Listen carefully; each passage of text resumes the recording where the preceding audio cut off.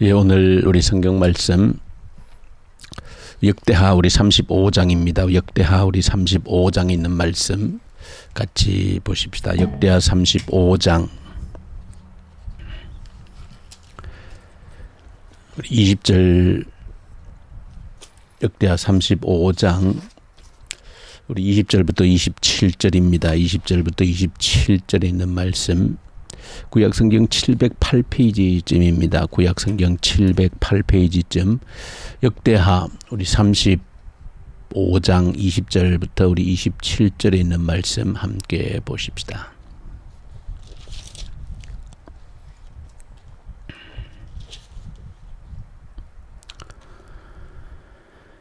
역대하 35장 20절부터 27절. 이 모든 일 후 곧 요시야가 성전을 정돈하기 마친 후에 애굽 왕 느고가 유브라데 강가에 갈그미스를 치러 올라왔으므로 요시야가 나가서 방비하였더니 느고가 요시야에게 사신을 보내어 이르되, 유다 왕이여, 내가 그대와 무슨 관계가 있느냐? 내가 오늘 그대를 치려는 것이 아니요 나와 더불어 싸우는 족속을 치려는 것이라. 하나님이 나에게 명령하사 속히 하라 하셨은즉 하나님이 나와 함께 계시니 그대는 하나님을 거스르지 말라. 그대를 멸하실까 하노라 하나 요시야가 몸을 돌이켜 떠나기를 싫어하고 오히려 변장하고 그와 싸우고자 하여 하나님의 입에서 나온 느고의 말을 듣지 아니하고 무깃도 골짜기에 이르러 싸울 때에 활 쏘는 자가 요시야 왕을 쏜지라. 왕이 그의 신하들에게 이르되, 내가 중상을 입었으니 나를 도와 나가게 하라. 그 부하들이 그를 병거에 내리게 하고 그의 버금 병거에 태워 예루살렘에 이른 후에 그가 죽으니 그의 조상들의 묘실에 장사되니라. 온 유다와 예루살렘 사람들이 요시야를 슬퍼하고 예레미야는 그를 위하여 애가를 지었으며 모든 노래하는 남자들과 여자들은 요시야를 슬피 노래하니 이스라엘의 규례가 되어 오늘까지 이르렀으며 그 가사는 애가 중에 기록되었더라. 요시야의 남은 사적과 여호와의 율법에 기록된 대로 행한 모든 선한 일과 그의 처음부터 끝까지의 행적은 이스라엘과 유다 열왕기에 기록되니라. 아멘. 오늘 우리 역대기 성경을 통해서 요시야 왕의 마지막 그 행적을 우리에게 기록해 주고 있습니다. 요시야 왕의 이 마지막 행적은 우리가 지금 요시야 왕에 대해서 기록하고 있던 그야말로 하나님 앞에서 개혁을 단행했던 그런 인물로서 어릴 때 왕위에 올라서 그래도 그 악한 그 아버지 할아버지의 그런 본을 받지 않고 그야말로 하나님 앞에서 신실했고 또 말씀으로 개혁하고자 했고 성전을 수리하고 또 성전을 수리하다가 하나님 말씀을 발견하고 그 말씀대로 그야말로 개혁을 단행했던, 그리고 사무엘 이후로 한 번도 제대로 가지지 못했던 유월절을 온전하게 지켰던 그런 인물로 성경이 요시야 왕에 대해서 기록을 해주고 있습니다. 여러 지금 남유다의 왕들을 우리에게 소개해 주고 있지만은 대표적으로 여호사밧, 그리고 히스기야, 요시야, 이 세 명의 왕이 그래도 하나님 앞에서 신실했고 인정받는 그런 왕으로 우리에게 소개를 해주고 있습니다. 근데 오늘 마지막에 요시야 왕의 그 죽음에 대한 기록을 보면 조금 사뭇 이해가 되지 않는 그런 죽음으로 그의 생을 마감하고 있는 그런 모습을 보여주고 있습니다.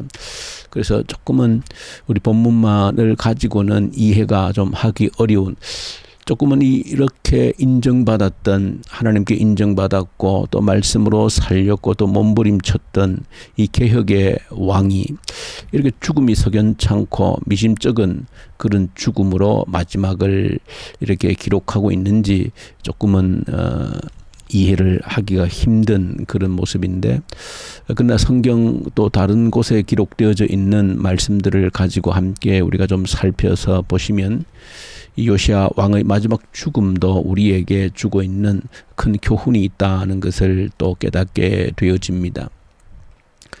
요시야 왕의 죽음을 조금 이해를 하기 위해서는 역사적인 배경을 좀 아는 것이 필요합니다. 오늘 본문에서도 애굽 왕 느고가 이제 갈그미스 전투를 하러 올라왔다, 그런 기록이 있습니다.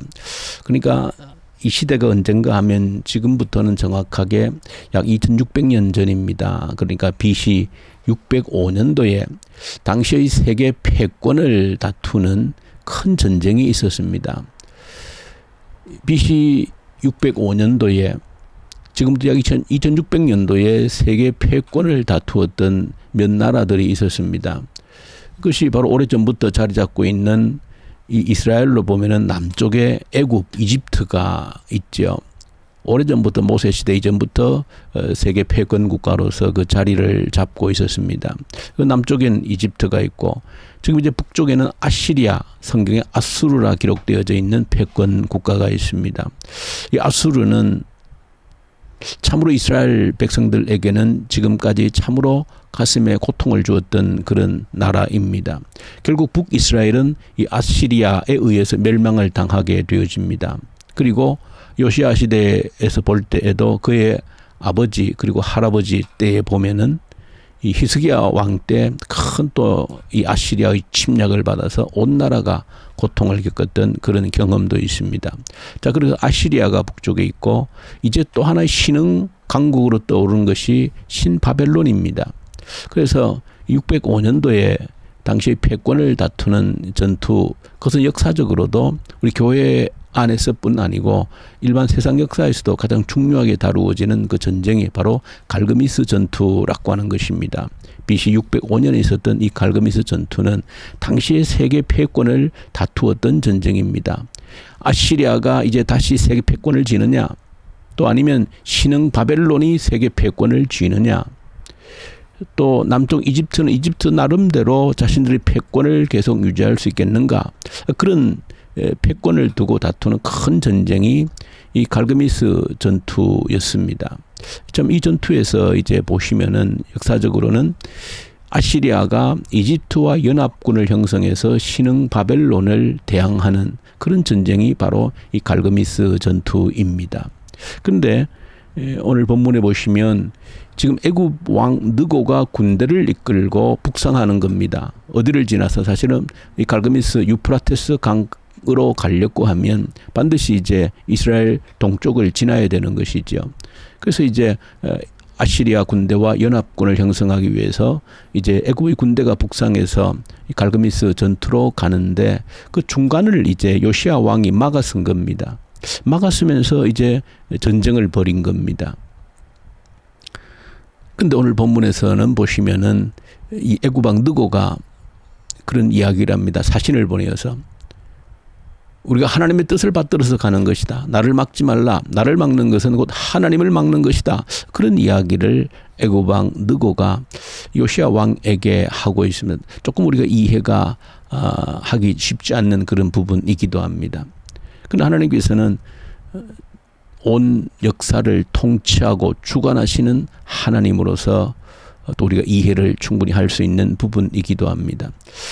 어쨌든 이런 상황에서 요시야 왕이 애굽 군대를 막아서다가 길을 비키고 우리와 관계하지 말라. 우리는 지금 아시리아와 연합군대를 형성해서 바벨론 전투에 간다라고 했지만은 요시야 왕은 그 말을 수용하지 않고 끝까지 막아서서 이 애굽 왕 느고의 군대와 맞서다가 결국 전쟁에서 전사를 하게 되어지는, 이것이 요시야 왕의 마지막으로 기록을 하고 있습니다.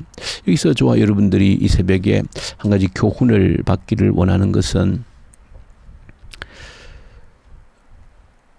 저와 여러분들이 하나님의 뜻을 찾고 나를 향한 내 삶 속에서 하나님의 뜻이 무엇인지를 우리가 매일매일 기도하면서 또 묵상하고 오늘 나를 통해서 이루어 가실 하나님의 뜻이 무엇일까 그렇게 고민하면서 하루하루 시간들을 메꾸어 가는 것이 저와 여러분들의 삶이어야 되고, 또 매일 새벽마다 또한 기도하는 기도의 제목입니다.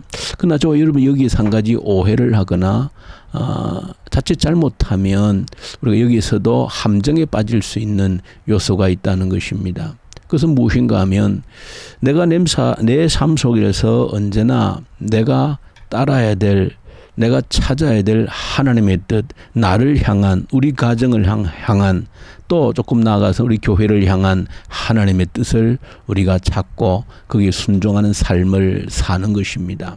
그런데 한 가지 잊지 않으셔야 될 것은 하나님은 온 우주에 또 이 온 세상의 역사의 주관자이십니다. 그래서 그것은 무엇을 의미하는가 하면 하나님께서 나를 향한 하나님의 뜻도 있지만은 이 역사 전체를 주관해 가시는 하나님의 뜻이 있다는 것을 아셔야 된다는 겁니다. 이 역사 전체를 이끌어 가시는 하나님의 역사 방향이 있다는 겁니다. 나를 향해서 하나님이 역사하시고 내 삶의 인생의 방향을 이끌어 가시는 하나님의 뜻이 있지만은 그러나 그보다 훨씬 크게 이 온 세상 전체를 이끌어 가시는 하나님의 그 역사 방향, 하나님의 뜻이 있다. 그래서 여러분들이 항상 명심해야 되는 것은 나를 향한 하나님의 뜻이 무엇인가, 내가 어떻게 살아야 되는가를 고민하면서 좀 더 크게는 눈을 떠서 지금 하나님께서 온 세상을 다스려 가시는 역사의 진행 방향이 어디로 가고 있는가, 이것을 주목해서 보는 것 또한 굉장히 중요하다는 것을 저와 여러분들이 함께 기억하셔야 됩니다. 자칫 잘못하면 이제 오늘 이 요시야 왕이 저질렀던 어리석은 이 잘못을 저지를 수 있다라고 하는 것입니다. 큰 하나님의 뜻을 무시해버리는 겁니다. 하나님의 역사 진행 방향을 무시해버리는 겁니다. 무엇에 의해서? 나의 어떤 감정과 내 개인적인 어떤 생각 때문에 하나님의 큰 뜻을 거스리는 그런 어리석은 일을 할 수 있다라고 하는 것을 요시야 왕을 통해서 보여주는 겁니다. 사실은 요시야 왕이 왜 이 애굽의 왕의 군대를 막아섰는가라고 하는 것을 볼 때는 다른 것이 아니라 지금 애굽 왕이 북상하는 것은 아시리아와 연합하기 위한 겁니다. 다시 말하면 아시리아의 군대를 도와주기 위해서 북상하고 있는 겁니다. 요시야 왕이 이것을 못마땅하게 여긴 겁니다. 왜냐하면 아시리아는 사실은 이스라엘 백성들에게는 참으로 고통을 주었던 민족의 원수와 같은 그런 나라입니다. 북이스라엘이 아시리아에 의해서 망했습니다. 완전히 나라가 망하고 사라져 버렸습니다. 그리고 히스기야 왕 때도 큰 침략을 받았던 그런 고통이 있는 그런 민족이 아시리아입니다. 그러니까 요시야 왕 마음속에도 도저히 용납할 수 없는 나라 중에 한 나라가 저 아시리아라고 하는 나라입니다. 그런데 지금 애굽의 군대가 지금 아시리아를 도와주기 위해서 북상을 하고 있는 겁니다. 아마 요시야 왕으로서도 이것을 용납하지 못했던 아시리아 왕이 다시 한 번 더 패권을 쥐게 된다라고 하면 어쩌면 우리가 더 큰 고통을 당할 수도 있다라고 하는 그런 계산을 했을 수도 있습니다. 그러나 우리가 또 한 가지 주목해야 되는 것은 요시야 왕의 행동이 왜 이렇게 어리석었냐라고 하는 것은 우리가 오늘 역대기에는 상세히 기록이 안 되어 있지만은 역사적으로 보면 이 요시야 왕 때에 함께 사역했던 선지자가 그 유명한 예레미야 선지자입니다. 요시야 왕이 8살의 왕이 되어서 31년 동안 통치를 했는데 13년째부터 누가 예레미야가 함께 활동 사역을 하게 되어집니다. 그러니까 요시야 왕이 죽기까지 함께 사역을 했던 하나님의 선지자가 예레미야입니다. 18년 동안 함께 사역했습니다. 그래서 우리가 기록되어 있는 나중에 예레미야서 성경을 보면 예레미야서의 그 사역의 핵심은 이 나라가 범죄했으므로 망한다라고 하는 것입니다. 하나님의 심판이 임했다는 것입니다. 그것을 돌이킬 수 없다는 것입니다. 그래서 예레미야는 마지막 때 이 남유다의 멸망 직전에 사역을 하면서 끊임없이 외친 것이 하나님의 심판이 임한다는 겁니다. 그 하나님의 심판을 누구를 통해서? 바벨론을 통해서 행하겠다는 겁니다. 바벨론을 통해서. 그래서 예레미야는 참 쉽지 않는 예언입니다. 어쩌면 요시야 왕도 이 예레미야 예언을 싫어했을 것으로 보여집니다. 왜냐하면 이 선지자가, 하나님의 선지자가 저 바벨론에 이길 수 있다, 두려워하지 말라, 아시리아에 이길 수 있다, 두려워하지 말라, 하나님이 함께 하신다, 이렇게 예언을 해야 되는데 예레미야 예언은 바벨론에 대항하지 말라, 바벨론에 항복하라. 이것이 하나님의 뜻이다. 이렇게 예언을 끊임없이 하고 있는 겁니다. 그러니까 이미 예레미야를 통하여서 이 요시야 시대 때에 계속해서 왜 앞에 조상들의 왕들의 그 무서운 범죄로 인하여서 하나님의 심판이 작정이 되어져 있다는 겁니다. 그 심판의 도구로 쓸 나라가 바벨론이라고 하는 겁니다. 애굽도 아니고 저 아시아라도 아니고 신흥 바벨론이 이 민족을 하나님이 심판하실 채찍으로 쓰시겠다라고 하는 것이 끊임없이 예레미야를 통해서 예언되어졌던 하나님의 뜻입니다. 계획입니다. 여기에 요시야 왕은 그 민족적인 감정에 의해서 아시아를 용납할 수 없는, 왜냐하면 당시로서는 아직도 지금 이 역사적인 패권 전쟁에서 보는 것처럼 아직 바벨론이 신흥 국가로서 그 당시의 패권을 쥐고 있지 않는 그런 나라였습니다. 그럴 때 이 요시야 왕으로서는 하나님의 그 말씀을, 뜻을, 계획을 예레미야를 통해 들었지만은 자신의 감정, 민족적인 감정들 때문에 수용하지 못하고 애굽의 군대를 막아섰다가 전쟁에서 전사한 것이 요시야 왕의 이런 모습입니다. 오늘 사도행전에서도 오늘 우리가 보시는 것처럼 베드로를 통해서 하나님께서 하시고 있는 큰 그림의 계획을 보여주는 겁니다. 복음이라고 하는 것은 예루살렘 유대인의 울타리를 넘어서 모든 민족 열방으로 나아가야 되는데 그 울타리를 넘지 못해서 하나님께서 여러 가지 사역들을 하고 있는 것을 보여주는 겁니다. 유대인으로서 복음을 가졌지만은 이 복음이 우리의 원수와 같은 이방인들에게로 흘러가야 된다라고 하는 하나님의 큰 계획을 그 민족적인 그 자존심 어떤 그런 것 때문에 용납을 하지를 못하고 있는 겁니다. 그렇죠. 여러분들이 늘 하나님의 뜻을 찾으면서 내 개인의 감정이나 내 개인의 어떤 계획 때문에 하나님의 큰 뜻을 거스리는 그런 어리석고 미련한 일을 하지를 않아야 된다는 것을 기억하셔야 된다.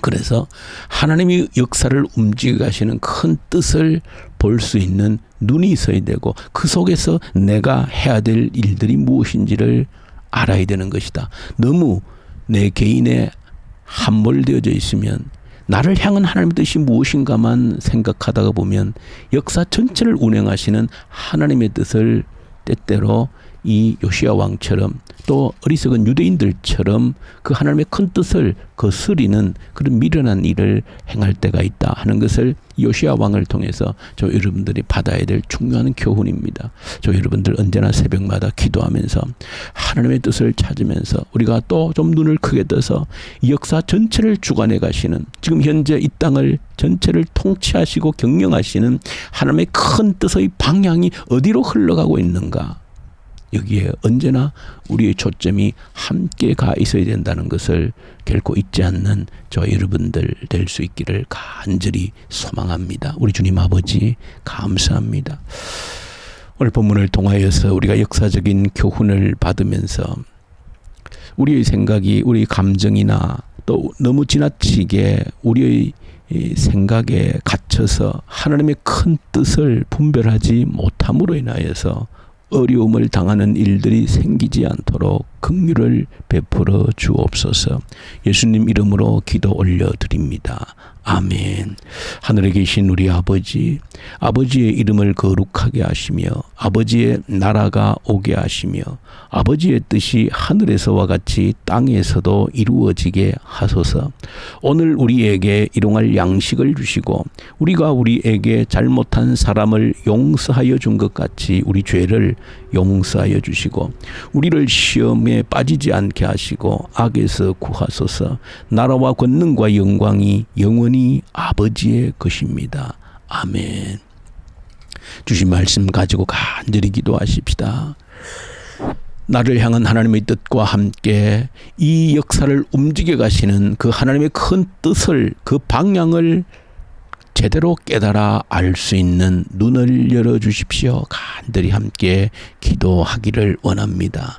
이 나라를 올려드리고 이 나라의 통치자들을 하나님께 간절히 주님께 올려드리십시다. 북한 땅을 올려드리고 복음의 계절 속히 오게 하시고 악한 정권이 소멸되게 하시고 이 코로나 앞에서 우리의 믿음이 견고해지고 다가오는 미래를 준비하는 징검다리로 삼게 해 주십시오. 간절히 기도 올려드리십시다.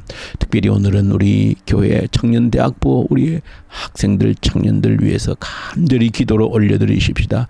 우리 주의 청년들 믿음의 말씀의 뿌리를 굳건히 내리게 하시고 세상에 흔들리지 않게 하시고 세상을 리드할 수 있는 우리 주의 청년들 되게 하시고 마음껏 일할 수 있는 일터를 우리 청년들에게 허락하시옵소서. 모든 자격증 시험 준비하는 청년들, 공무원 시험 준비하는 우리 주의 청년들 붙드시고 지혜와 능력을 베풀어 주십시오. 해외에 있는 자녀들, 군복무하는 자녀들을 지키시고 붙들어 주시옵소서.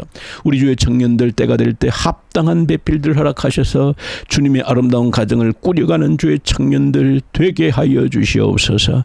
간절히 기도 올려드리고 우리 선교사님들, 특히 이집트 인도 우리 사역하는 우리 동력 선교사님들 주님 함께 해 주십시오. 간절히 우리 기도로 올려드리십시다. 우리 기도하십시다.